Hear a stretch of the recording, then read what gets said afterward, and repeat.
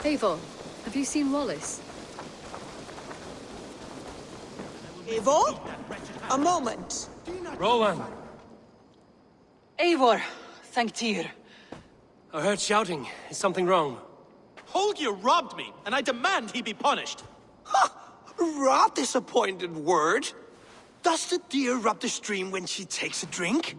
Does a cow rub a field when he crops on sweet grass? Eivor, this matter requires sensitive judgment. Will you?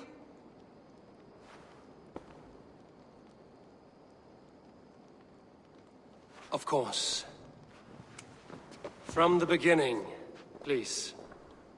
Well now, there is no excuse too small, I see. Nothing to keep you from coveting that seat, is there? In Sigurd's absence, who has better claim to oversee these disputes? You might leave them to work it out for themselves, but that would mean letting go, would it not?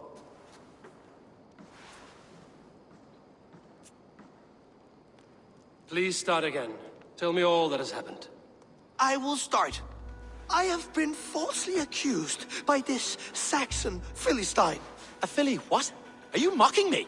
Silence, please. I will hear both of your complaints and render a decision, awarding compensation if needed. Understood? Rowan, tell me your version of these events. As you are aware, Holger and I are neighbors. Near enough that I often catch him at my stables, stealing my tools. Borrowing. Holger, let him speak. Stealing, borrowing. My point being, I have always allowed him to use whatever he pleased. I greatly admire your Norse generosity and had hoped to match it. But this morning, Holger stretched the limits of my grace. Entering my stables for their feed, I found my most beautiful, gentle mare stripped of her tail. Bereft, not a strand in sight. I am ashamed to say my natural suspicion drew me to Holger, and how right I was.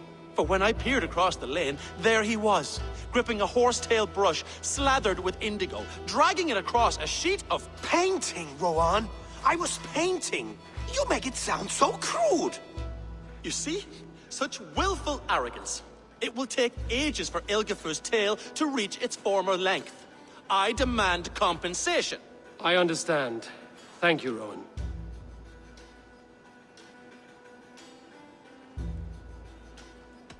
Holger, let me hear your side. Eivor, you have known me as a skald for years. You have seen how my poems bring life and joy and wisdom to our people. And you know that my work requires a certain, let us say, freedom. To make use of rare resources to compose my verses. Often when lacking the proper tools, I have made use of novel items. Alvis's walking stick, Tovi's inks, all were given gladly. You cut off my horse's tail to make a brush, you bleed. Rowan? As I was saying, this morning in the throes of poetic reverie, I realized that my latest piece required delicate brushwork. I could have used a frayed stick, some cloth, my hands, but no. I needed something gentler, softer. To make a perfect brush, I needed the fine hairs of a well-raised horse. And so I availed myself of a local resource.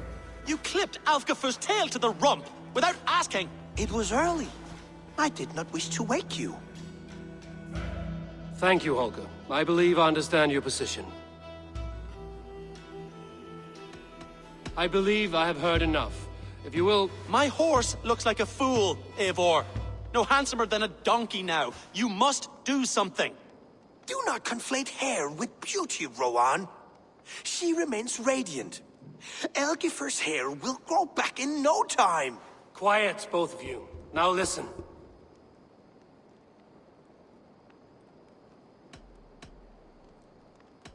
Rowan, however daft his approach, Holger meant you no harm and lost you no coin.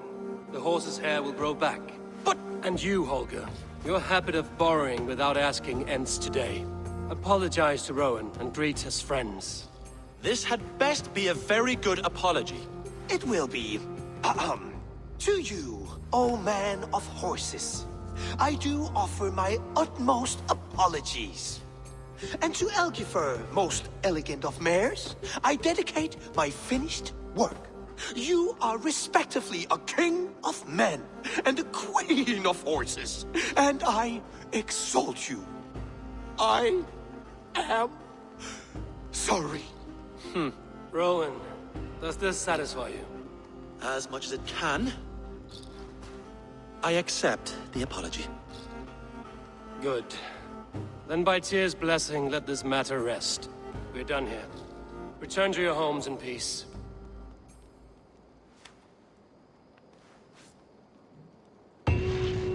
I will return your tools and offer you one of Who could Gothban be? One of us.